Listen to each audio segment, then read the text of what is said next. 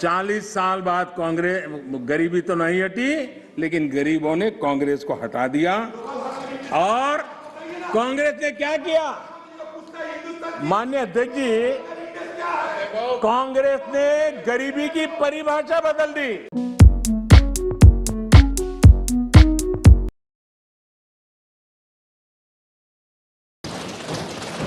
माननीय अध्यक्ष जी, इस सदन में गरीबी कम करने के भी बड़े बड़े आंकड़े दिए गए, लेकिन एक बात भूल गए।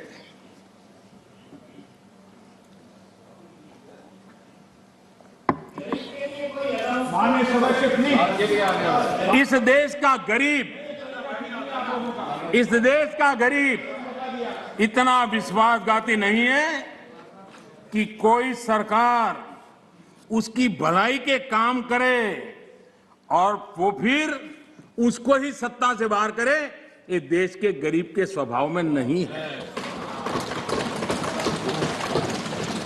आपकी ये दुर्दशा इसलिए आई क्योंकि आपने मान लिया था कि नारे देकर के गरीबों को अपनी चुंगाल में फंसाए रखोगे, लेकिन गरीब जाग गया, गरीब आपको जान गया।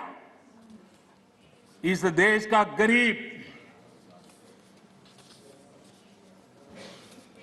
इतना जागरूक है कि आपको 44 सीटों पर सिमट दिया, 44 सीट पे लाकर के रोक दिया। कांग्रेस 1971 से गरीबी हटाओ के नारे पर चुनाव जीतती रही थी। 40 साल बाद गरीबी तो हटी नहीं, लेकिन कांग्रेस सरकार ने नई परिभाषा दे दी।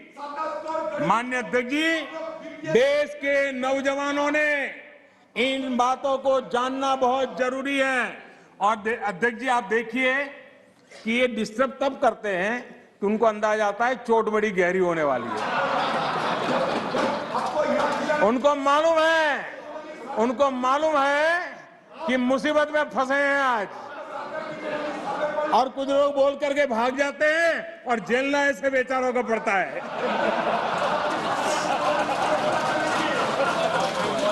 माननीय अध्यक्ष जी, 40 साल बाद कांग्रेस गरीबी तो नहीं हटी, लेकिन गरीबों ने कांग्रेस को हटा दिया। और कांग्रेस ने क्या किया? माननीय अध्यक्ष जी, कांग्रेस ने गरीबी की परिभाषा बदल दी। 2013 में एक ही झटके में उन्होंने कागज पे कमाल करके 17 करोड़ गरीब लोगों को अमीर बना दिया। ये कैसे हुआ, इसकी सच्चाई देश के युवाओं को पता होना चाहिए। मैं आपको उदाहरण देता हूं। आपको मालूम है, हमारे देश में पहले रेलवे में first class, second class, third class होता था। जो फर्स्ट क्लास होता था, एक लाइन लिखी रहती थी दरवाजे के बाजूगल में, सेकंड क्लास में 2 लिखी रहती थी, थर्ड क्लास में 3। इनको लगा ये थर्ड क्लास वाला जरा मैसेज ठीक नहीं है, तो उन्होंने एक लाइन निकाल दी।